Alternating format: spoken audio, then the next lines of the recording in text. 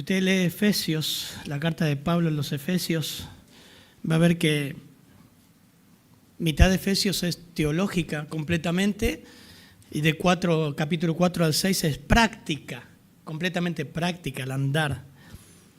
Y no os embriaguéis con vino, 5:18, en lo cual hay disolución, sino sed llenos del Espíritu, hablando entre ustedes con salmos, himnos y cantos espirituales, cantando y alabando en vuestro corazón al Señor, dando siempre gracias por todo, en el nombre de nuestro Señor Jesucristo, a Dios el Padre.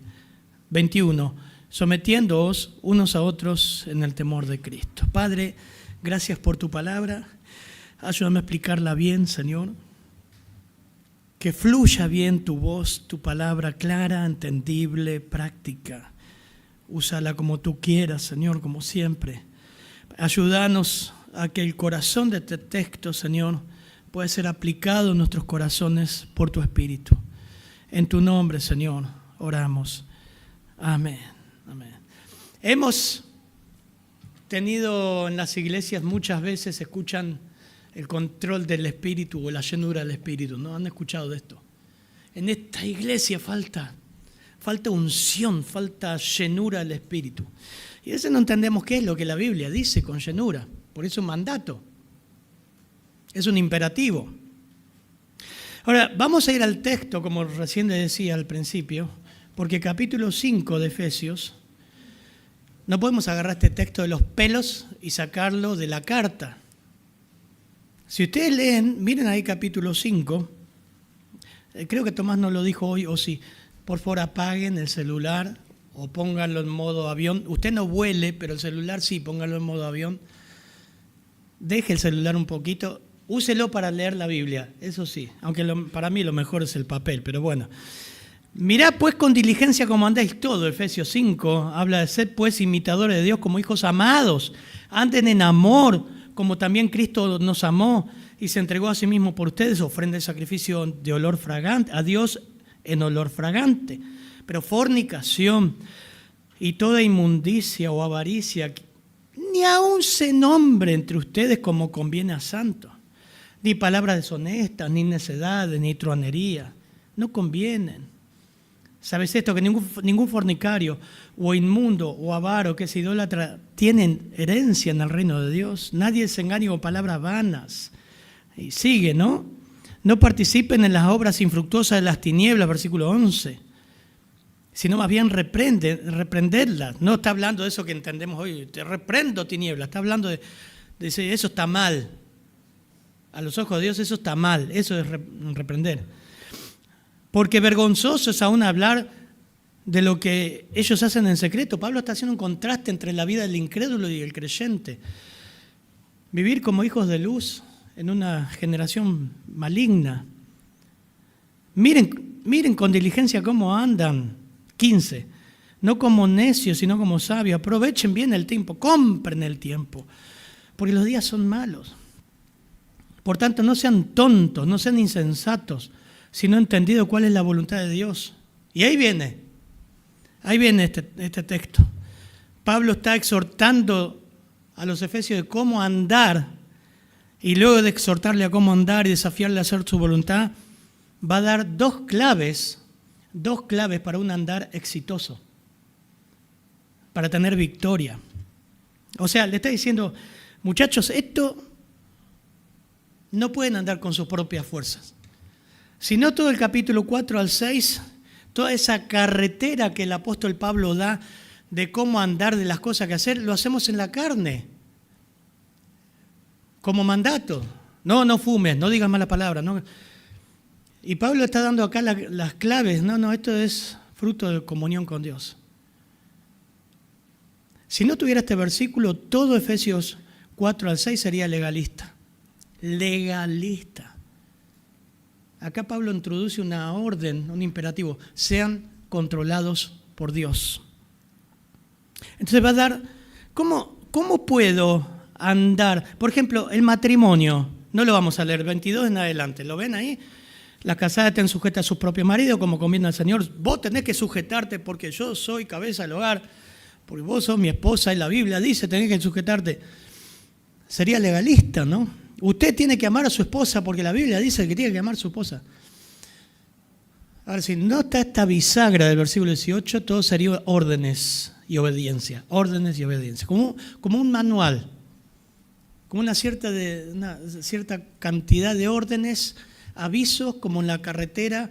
Dice, tiene que hacer esto, tiene que doblar acá. Y Pablo dice, no se hace así. No se hace la vida cristiana en tus fuerzas. Los cambios no los haces vos, lo hace Dios. Y acá está la clave. Entonces vas a dar dos claves. En primer clave, hoy tenemos a la hermana Patricia que nos va a ayudar a leer. Va a tener tanto para leer hoy. Versículo 18. Versículo 18. No os embriaguéis con vino, en lo cual hay disolución. Antes bien, sed llenos del Espíritu. Primer clave para tener una vida cristiana exitosa, victoriosa. No estamos hablando de sin pecado, perfecta. Estamos hablando de que avanzás. Muchos hoy a la mañana en la reunión de oraciones oran por su vida espiritual, ¿no? Que crezcan al Señor. Generalmente al principio del 2026 empezamos a orar por eso, ¿no? Que esté bien con el Señor, que crezca, que pueda crecer. Bueno, acá está la clave. Acá está la clave.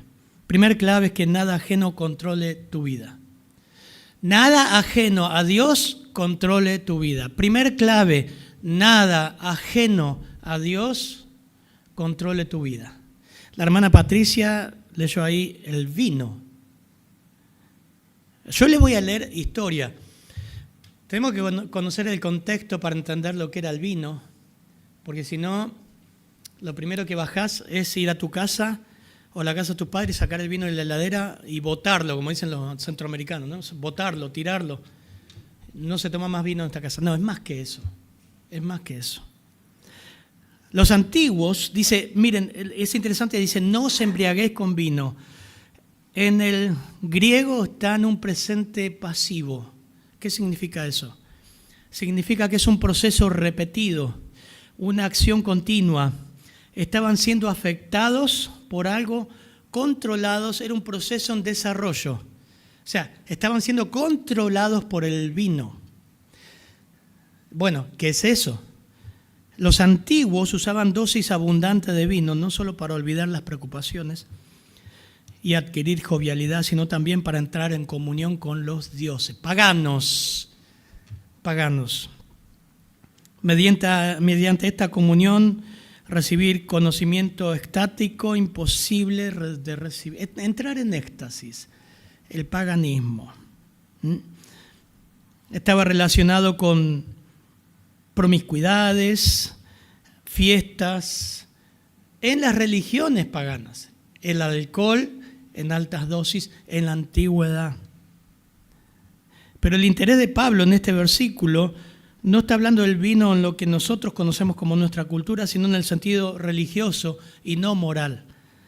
Para los efesios, como para la mayoría de los paganos y creyentes del pasado pagano, en aquel tiempo la borrachera tenía una asociación estrecha con los ritos y prácticas idólatras, que eran parte íntegra del culto en templos politeístas.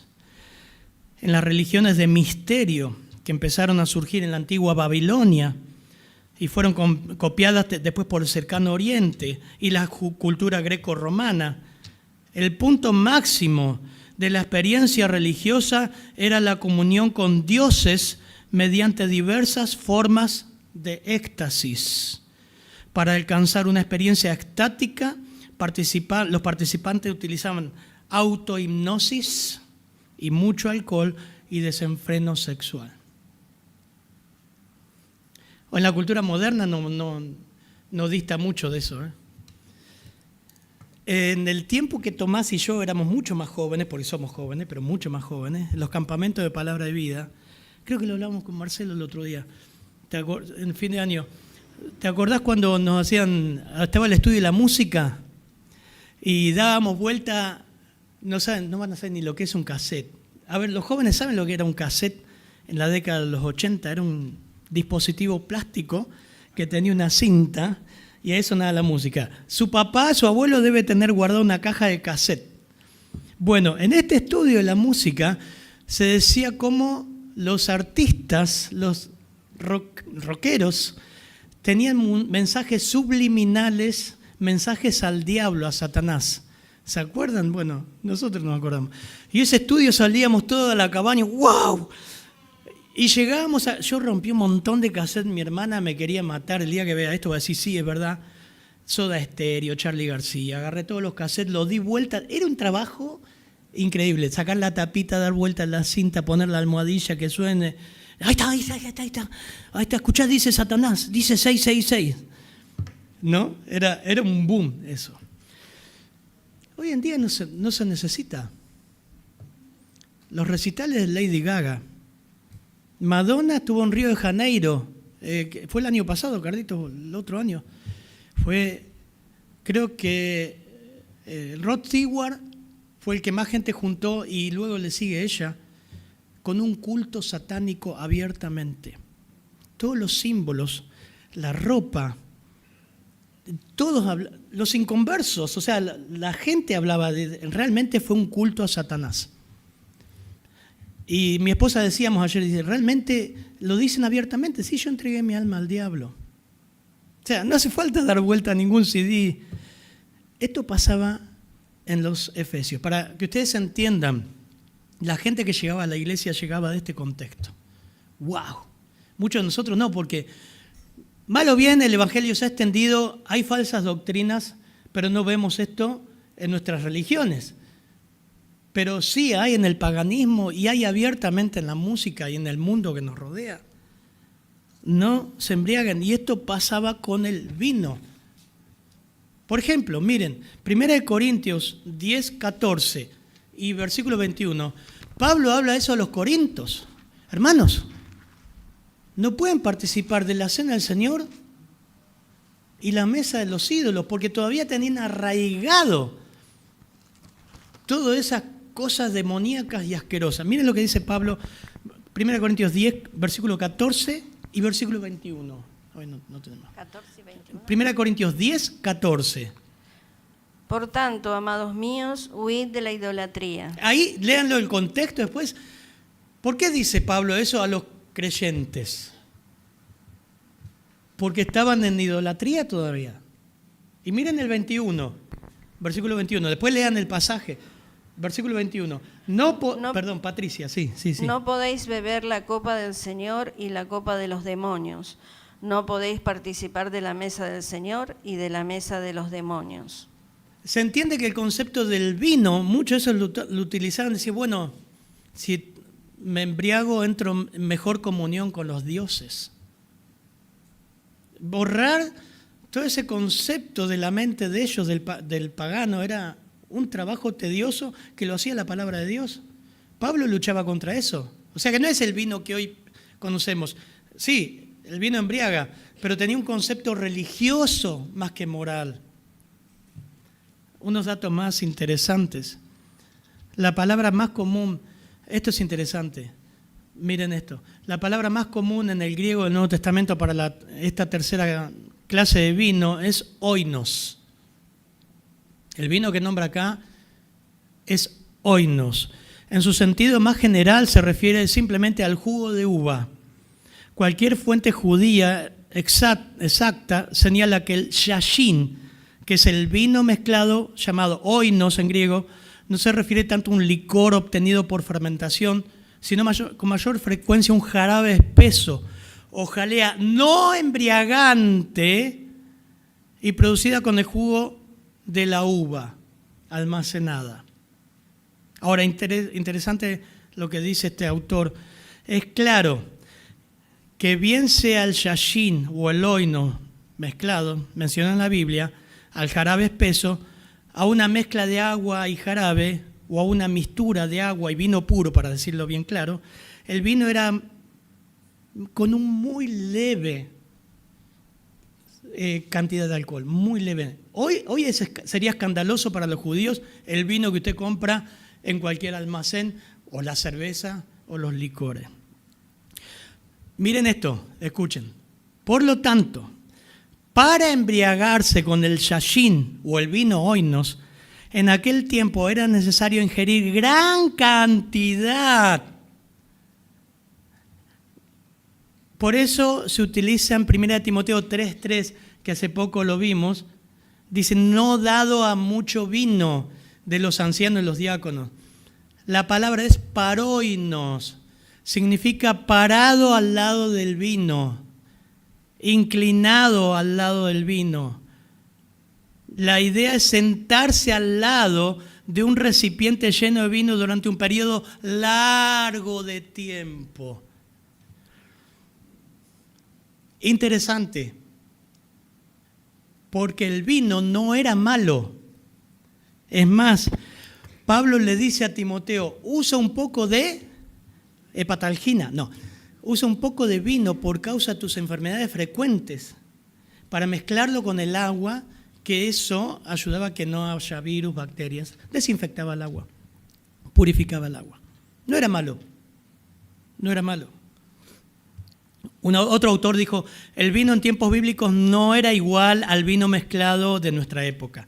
Hasta los paganos más civilizados de tiempos bíblicos habrían considerado la ingestión de los vinos modernos como actos bárbaros e irresponsables. Yo digo, ¿cómo esto? Pablo comienza con una admonición, una negativa, no se dejen controlar por algo que en sí no es malo, pero que lo están usando las culturas paganas.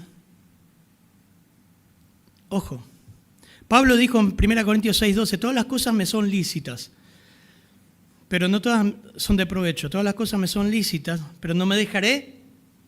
A ver, ¿están acá? No me dejaré. ¿Qué? Ahora, yo digo, pastor, eso no tiene nada que ver con... ¿Quién toma vino acá? Bueno, no levante la mano porque borracho le van a decir. No, pero no es el caso de eso, porque yo creo que por lo menos ninguno de ustedes lo vi borracho o que tenga problemas en el Señor, ¿no? En la vida pasada, sí. El tema pasa por cosas que nos controlan. Y yo estaba pensando en el celular, hermano. Es terrible. ¿El celular es malo? No. Quiero decirte que es una invención tremenda. La verdad que mi trabajo depende de acá. El ministerio también lo hacemos por el celular. Las predicaciones podemos... O sea, si usted lo usa para bien, es una bendición. Tenemos calculadora, filmadora, grabadora, bancos, billeteras virtuales. Ya se me fue. ¿Qué más? Sí. Todo lo que pienses está en esta cosa. O sea, no es malo en sí, pero yo te voy a leer algo que puede hacerlo malo. No te estoy diciendo que lo rompas ahora como yo hacía con los cassettes de Soda Stereo, Charly García. Llegué a casa, tiré todo, rompí todo, tuve problemas con todo después. Pero no es la idea romper el celular. Pero quiero decirte cómo. Dice, no os embriaguéis con vino, en lo cual hay disolución. Terminás perdido, desconcentrado. Mira, el promedio de las personas pasan alrededor, promedio, este es un dato nuestro de Buenos Aires, las personas pasan alrededor de 4 horas y 48 minutos por día en el celular. Esperen, no termina ahí. De 18 a 24 años puede llegar a más de 7 horas, 3 diarias. Y los adolescentes a 5 a 8 horas. En la provincia de Buenos Aires casi el 40% usa el teléfono más de 6 horas por día. Escuchen esto. Esto suma días enteros al año mirando una pantalla y compite con actividades como dormir, trabajo y estudio, ni hablar de leer la Biblia e interactuar con otras personas. Frecuencia. Muchas veces por día, dice, el usuario promedio revisa su teléfono alrededor de 96 veces por día. Muchas personas lo chequean en los primeros 6 minutos después de despertarse. Me estoy evaluando yo también, porque realmente es un mal necesario, pero tenemos que tener dominio, hermanos. Tenemos en algún momento descansar de esto. Algunos reportes se llega a revisar el teléfono hasta 352 veces por día. Esto indica no solo tiempo, sino frecuencia compulsiva que fragmenta la atención. Hay un estudio también que dice dependencia psicológica y adicción. Adicción. ¿Qué dice el texto? Hermana Patricia, no se embriague con vino. En lo cual hay disolución. Antes bien, se llenó un del espíritu. 48% de usuarios siente ansiedad, momofobia le dicen, cuando no tiene el teléfono. A ver, si tu mamá te lo saca hoy, te lo esconde, empezás a temblar, ¿no? Me falta algo. Estudios globales dicen más de 3,8 mil millones de personas se consideran adictas a sus smartphones, a los teléfonos. Entre adolescentes, más de la mitad se siente inquieta si no puede usar el celular. Hay restaurantes que han puesto la moda de dejar los teléfonos en un lugar para comer y, como dicen en Centroamérica, platicar, ¿no? Hablar, porque están en el restaurante y están con el celular. Te digo que nos pasa todo, a mí me pasa también. Y no por redes sociales, va a ser por los mensajes con los hermanos o los trabajos. Salud mental, miren esto. Jóvenes adultos que usan el celular más de 5 horas diarias muestran un 21% de síntomas un 21% más de síntomas depresivos. Altos niveles del uso se correlacionan con la ansiedad, FOMO, miedo a perderse algo e insomnio. No pueden dormir si no tienen el celular. El celular no solo roba tiempo, sino que modifica el estado de ánimo y las reacciones reales. Impacto social. En encuestas locales de Buenos Aires, 36 al 40% cree que el uso del celular es problemático para las relaciones y la salud. Más del 71% duerme con el teléfono al lado. Dígame que no. Yo soy uno. ¿Cuántos duermen acá con el teléfono al lado? Mirá. Algunos levantan la mano para que no le digan nada. Pero muchos, ¿no? Bueno, en mi caso tengo a mi mamá sola y decir, a ver si hay una llamada, un mensaje. Está sola ella. Muchas personas admiten usar el teléfono en momentos sociales, comidas o antes de dormir. Esto muestra cómo el celular se inserta en todos los momentos de la vida. Efectos físicos. El uso prolongado está ligado a la fatiga visual, dolores de cuello, espalda y peores patrones de sueño. No dormís bien. Parte de estas consecuencias se asocian con la luz azul, posturas y estrés continuo. Bueno, pueden buscarlo. Está gratis. No os embriaguéis con vino, en lo cual hay disolución. Antes sean llenos de Dios. Pablo dice, todas las cosas me son lícitas, pero no todas son de provecho. 1 Corintios 6:12. Todas las cosas me son lícitas, pero no me dejaré dominar por ninguna. Es interesante, ¿no? Acá está hablando del vino, pero la influencia, otras influencias como podemos tener, drogas. Yo no creo que ninguno de ustedes se drogue, pero el celular pasó a ser una droga. Una droga, hermano. Lamentablemente dependemos de eso, en los bancos, transacciones, todo. Pero las redes sociales, yo no quiero más redes sociales, con Facebook ya basta. Y puedo hacer cualquier desastre con las redes sociales. Te roban el tiempo, viendo pavada. Los reels son adictivos, los gatos, los animales, y terminás viendo, cuando te das cuenta, 2 horas o 3 horas pasaste tirado en la cama mirando video. Ahora imagínate si eso lo reemplazás por lo que me pasó Leo el otro día, ¿dónde está Leo? Robles. Toda la clínica que dio Alejandro Pelufo sobre el aconsejamiento, te lo ves en un rato, qué lindo. O predicaciones. O la Biblia, yo tengo la Biblia en audio, la pones ahí a leer la Biblia. Si lo usás bien, es bueno. Si lo usás mal, es malo. La primera clave, entonces, ¿cómo manejas ese área? ¿Cómo ves tu libertad? Tu testimonio, el manipular algo que la Biblia coloca como algo de poder nefasto, como lo que puede ser ahora el celular. Quizás no eres dominado por el alcohol, pero sí por redes sociales. Está interfiriendo en tu atención, tu cordura, tu lucidez, tu comunión con Dios. En segundo lugar, son 2 Nada más. 2 claves. La primera clave, cortá con lo que puede estar controlando negativamente tu vida. No llegues a tu casa y agarres un martillo y rompe el celular, ni le rompa el celular a tu hijo. Pero sí, mostrarle, eso puede ser un uso bueno o lo estás usando mal.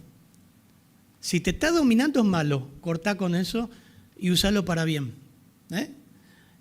El control de Dios. Ahora sí, el control de Dios como clave esencial de victoria en nuestra vida cristiana. ¿Cómo es que Dios controla nuestra vida? Versículos 18 y 19, por favor. No os embraguéis con vino, en lo cual hay disolución. Antes bien, sed llenos del Espíritu, hablando entre vosotros con salmos, con himnos y cánticos espirituales, cantando y alabando al Señor en vuestros corazones. Hasta ahí vemos, primer clave, o sea, dentro de la segunda clave da un mandato, sed llenos. ¿Lo ven ahí? Es un imperativo, que los cristianos no se embriaguen, pero sí sean llenos de algo más. Esto es el Espíritu Santo. Y acá donde tenemos muchas ideas raras, ¿no? Ahora lo vamos a ver, muchas ideas raras. ¿Qué es el control del Espíritu Santo? ¿A qué se refiere? En vez de estar bajo la influencia del alcohol, los creyentes deben estar bajo la influencia del Espíritu Santo continuamente. Su vida estará bajo el control de la presencia divina y santa. Hace un cambio. Realmente, no sé si viste alguna vez una persona borracha o lo que hemos tenido familiares con problemas de alcohol. Hace cosas, Proverbios habla, ¿no? Dice, me pegaron, me golpearon, me hallé como en el medio del mar, más cuando me despierte lo volveré a buscar, la adicción lo que es, ¿no? Pero no se acuerda de nada. La persona bajo los efectos del alcohol hace cosas incoherentes, ¿verdad? Hace cosas impensadas. Hace cosas que no lo haría en su vida normal. Generalmente le decís, hiciste esto y esto y esto. Yo hice eso, ¿nunca escucharon eso? Yo hice eso, sí, lo hiciste. Por ahí te pasó en tu tiempo de incrédulo, ¿no? Bueno, perdón la comparación, pero algo así hace Dios, sin perder la razón. Hacemos cosas bajo el control de Dios que normalmente no haríamos. Perdonar a alguien, no enojarte, las riendas del control de tu vida. Cuando decís, ¿cómo hiciste para no perder la rienda, el control de la ansiedad? Eso es porque Dios comienza a controlar la vida. Es anormal. Pablo hace esa comparación, pero no deja de ser literal que los efesios se estaban emborrachando. Miren, podemos ser imitadores de Dios, capítulo 5, versículo 1, solo si somos controlados por Él. De otra manera, no podemos ser imitadores de Dios. En los versículos 18 al 21, Pablo, el apóstol, presenta el otro lado del contraste, el andar piadoso de los hijos de Dios, que se expresa en la vida controlada por el Espíritu y se caracteriza por la belleza de la santidad. Pero en primer lugar, da el mandato central de lo que debe hacer un creyente: ser llenos de Dios, ser controlados por el Espíritu. 18 al 21 dice, que leyó la hermana recién, hablando, 19, hablando entre ustedes con salmos, himnos, cánticos espirituales, cantando y alabando a nuestro Señor en vuestros corazones, dar gracias por todo al Señor y sometiéndonos. Esas son cosas anormales.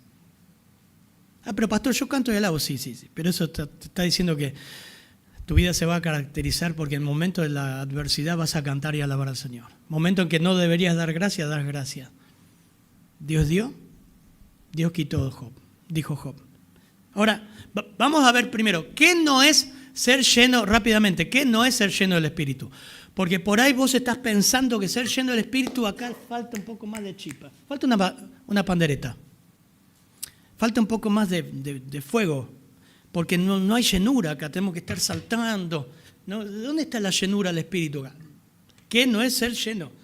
¿Qué no es? No es una experiencia dramática o esotérica. en la que uno se siente de repente lleno de energía espiritual. Eso no lo ves en el libro de los Hechos. No lo ves en Hechos 6, con los hombres que el Señor mandó que busque como diácono. No es un poder, una energía que te lleva a tener un éxtasis, palabras, visiones, todas esas cosas raras. No, eso no es ser lleno del Espíritu. En segundo lugar, ser lleno del Espíritu Santo no corresponde a una noción del otro extremo. Actuar valientemente, decir, yo voy a ser fiel, yo no voy a decir ninguna mala palabra más, yo no voy a tomar alcohol, lo saco de... El Señor dice, el que quiera estar firme, mire que no caiga. No depende de vos. Los cambios en nuestra vida no fueron por nosotros, fue Dios obrando. Nosotros obedecimos. La santidad progresiva es una responsabilidad nuestra, pero es un obrar de Dios. Y en la responsabilidad nuestra es buscar el control de Dios. ¿Vos podés decir que estás acá y tu vida ha cambiado por tu fuerza? ¿O fue Dios que te llevó de cambio en cambio? No es ser eso. No depende de nuestra fuerza. No depende de un golpe de ánimo. Oh, y esta semana voy a leer la Biblia. Voy a ser fiel, me voy a portar bien. No depende, no es eso el control de Dios. Tampoco, no es lo mismo ser poseídos o habitados por el Espíritu Santo en un momento, porque Él ya está. ¿En qué momento está? En el momento que creíste, mora en nosotros. Y fuimos sellados con el Espíritu Santo en la salvación. Él ya está. ¿Te estoy dando una nueva noticia? El Espíritu Santo habita en nosotros en el momento que creímos.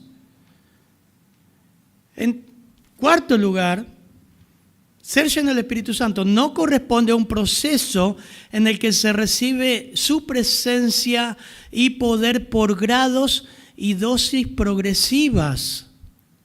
Cada cristiano no solo posee el Espíritu Santo, sino que le posee en su plenitud.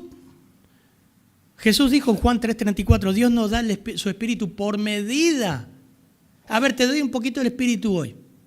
Mañana si cantás bien y saltás en la reunión, te doy otro pedacito de Espíritu. No hay eso en la Biblia. En quinto lugar, lo que no es ser lleno del Espíritu Santo. La llenura del Espíritu no es lo mismo que bautismo del Espíritu. ¿Recibiste el bautismo del Espíritu? ¿Vos, Lucas, recibiste? ¿Sí o no? ¿Sí? Ahora en la reunión, ¿vos?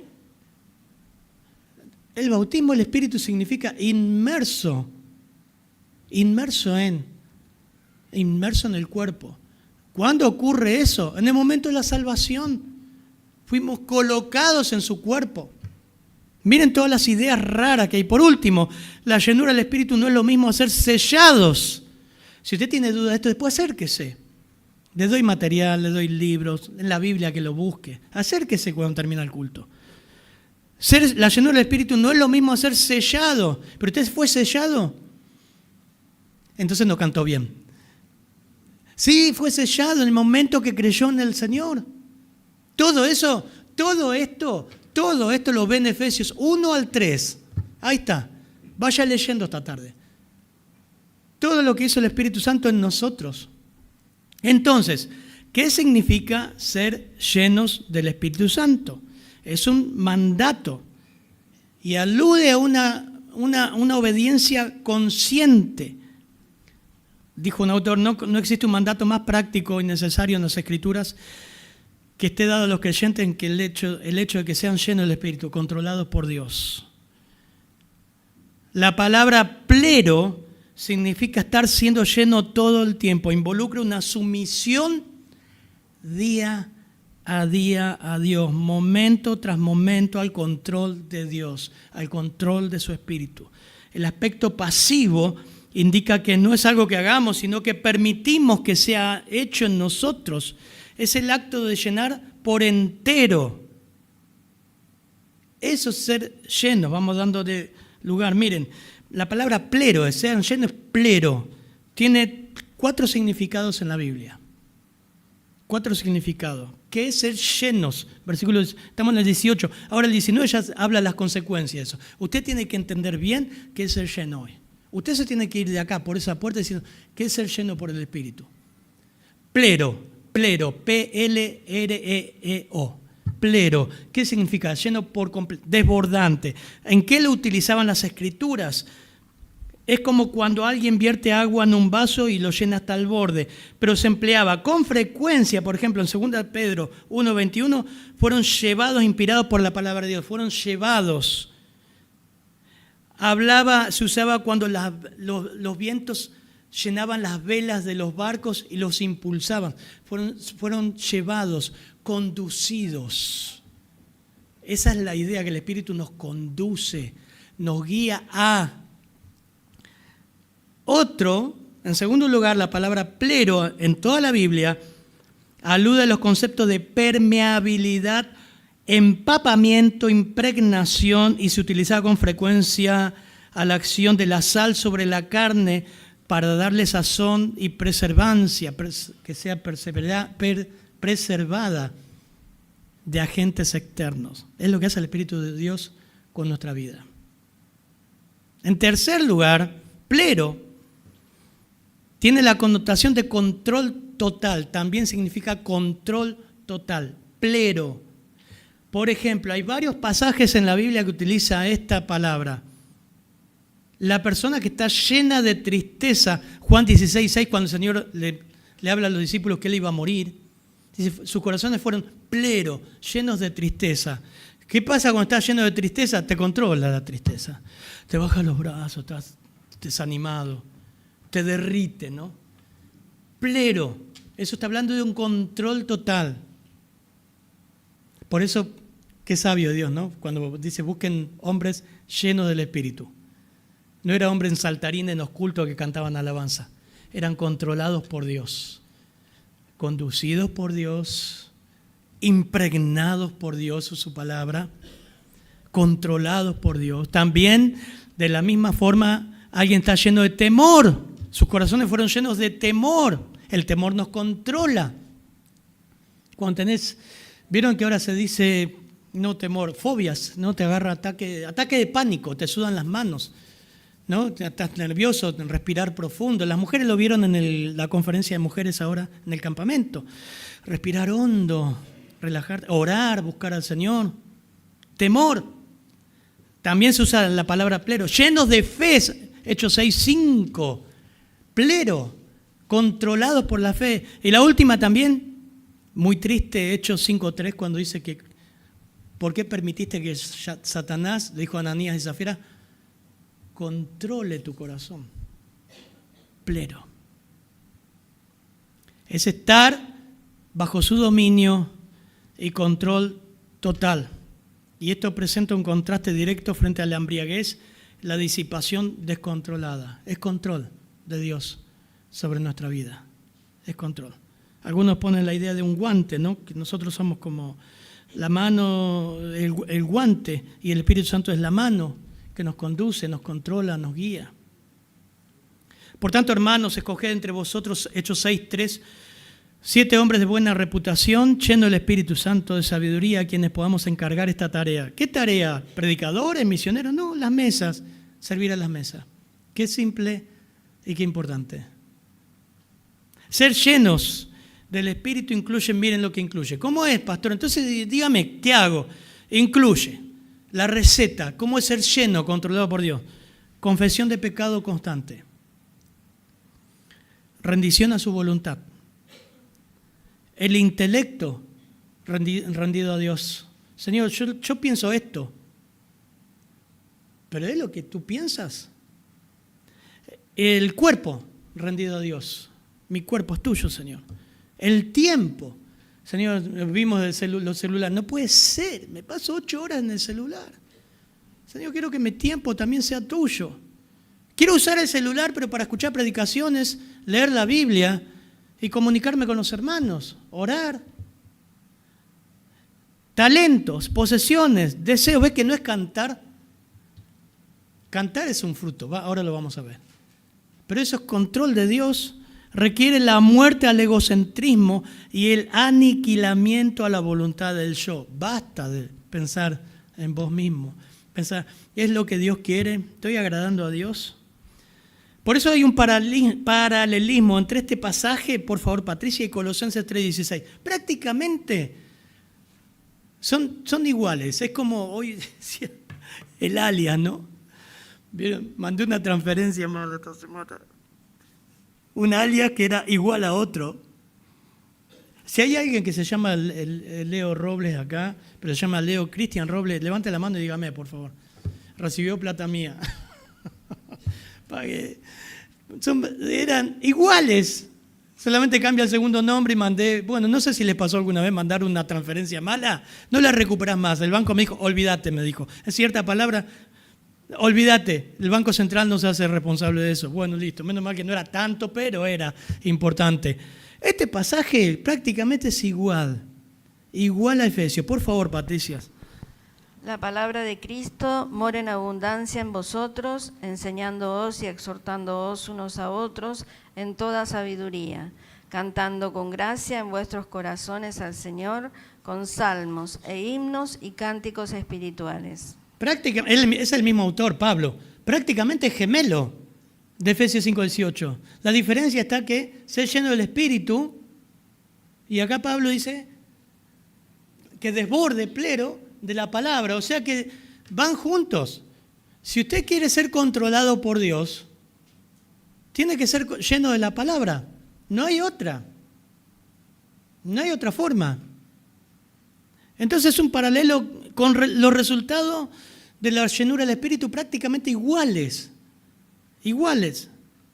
La llenura del Espíritu no es una experiencia esotérica y mística que se concede a una élite religiosa por medio de algunas fórmulas secretas. No, este es un hombre lleno del Espíritu.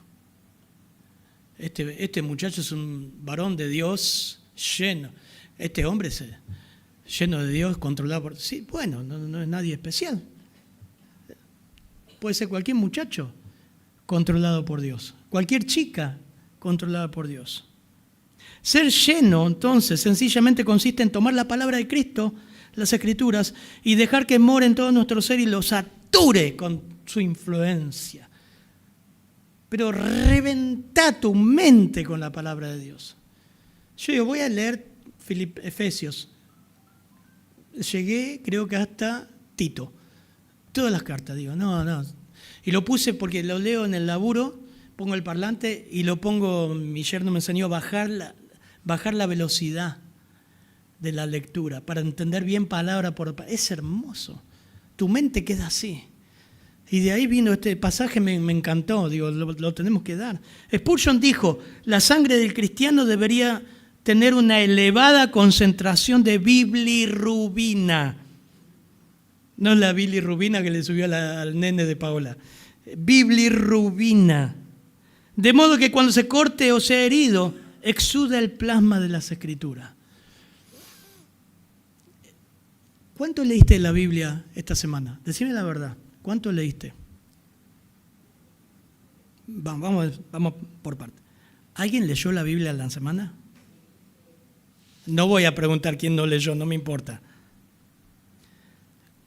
Si eso haces una proporción con todos los reels, los videos, las recetas, no sé, las redes sociales, en relación con todo lo que viste del celular, ¿cuánto es? ¿El 10%? ¿El 30%? ¿Cuánto leíste la Biblia en proporción a lo que estás con el celular? Ser lleno del Espíritu es vivir con una conciencia permanente de la presencia personal del Señor Jesucristo, como si estuviéramos de pie al lado suyo, y permitir que su mente domine nuestra vida. Es llenarnos con la palabra de Dios, de modo que sus pensamientos sean nuestros pensamientos, sus normas nuestras normas, su obra nuestra obra y su voluntad nuestra voluntad. Hermoso. Hay mucho para hacer con el celu. No lo rompa, Armando, el celu, pero úselo bien. Mi esposa ve videos y devocionales me olvidé el nombre que le falleció la esposa, Nancy Demos, y tiene un montón de cosas buenas. Las predicaciones no sé, acá Dios le dio a este pastor, ¿qué le va a hacer? Bueno, podría haber habido algo mejor. Dios quiso que esté yo acá, pero tiene el pastor Pelufo, tiene las grabaciones del pastor MacArthur, pero tiene un montón a través del celular. Utilízalo para la gloria de Dios. Anda a tu casa, hace un fogón, no lo tires el celular. Dice, Señor, este celular quiero usarlo para tu gloria. Es un chiste. Pero úsenlo bien. Miren las consecuencias prácticas. 3 consecuencias de la llenura. Esta llenura va a dar 3 consecuencias. 19 al 21, por favor.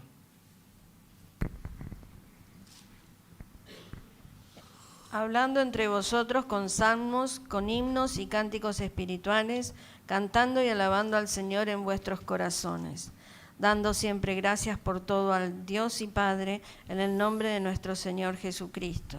Someteos unos a otros en el temor de Dios. Amén. Primer consecuencia, miren, hay una consecuencia interna adentro, una consecuencia con Dios y una tercera consecuencia con los demás. Puede ser tu esposo, tu novia, tu novio, tu hermano. Hay 3 consecuencias. Yo estoy buscando un pasaje en Mateo 12, por favor, 34, Patricia. Mateo 12, 34. La primera consecuencia está en el versículo 19. Una persona controlada por Dios habla entre vosotros con salmos, himnos y cánticos espirituales. Es un corazón que alaba. Es un corazón contento, como cantaba Palito Ortega, ¿se acuerdan? Ni saben quién era Palito Ortega acá, qué barbaridad. Un corazón contento continuamente con Dios. Está contento. Un corazón que canta de gozo. Bueno, Señor, se me rompió la moto, ¿qué le vamos a hacer? ¿No? Se pinchó la goma, me robaron la moto. Ya está, Señor, estoy con vida, me has dado la salvación. ¿A quién tengo yo en los cielos sino a ti? Y fuera de ti, nada deseo en esta vida. ¿Qué vamos a hacer? Hice mal la transferencia, perdí un montón de plata. Ya está, Dios dio, Dios quitó. ¿Qué va a hacer? Pero es un corazón que alaba, canta al Señor, viene agradeciendo, Señor, otra semana, gracias que no me llevaste, aunque no hay nada mejor que estar en tu presencia, pero llegué a casa bien, manejando por 3 autopistas. Una locura, a mí me estresa la autopista. Un corazón que alaba. Mateo 12, 34, el Señor le dice, ¿qué dice, por favor? Generación de víboras, ¿cómo podéis hablar lo bueno siendo malos? Porque de la abundancia del corazón habla la boca. Bien, no está hablando ustedes, Miren el contexto, está hablando de los fariseos. Pero algo interesante, de lo que está en el corazón habla la boca. Si estás controlado por Dios, vamos a hablar distinto. Se nota, se nota cuando estamos mal o no estamos llenos de Dios. Se nota eso. Y no digo que yo esté siempre lleno de Dios. Todo el tiempo tenemos que estar buscando. Es una acción continua, ser controlado por Él. En segundo lugar, afecta nuestra relación con Dios, porque dice, dando siempre, versículo 20, dando siempre gracias por todo. ¿A quién? A Dios.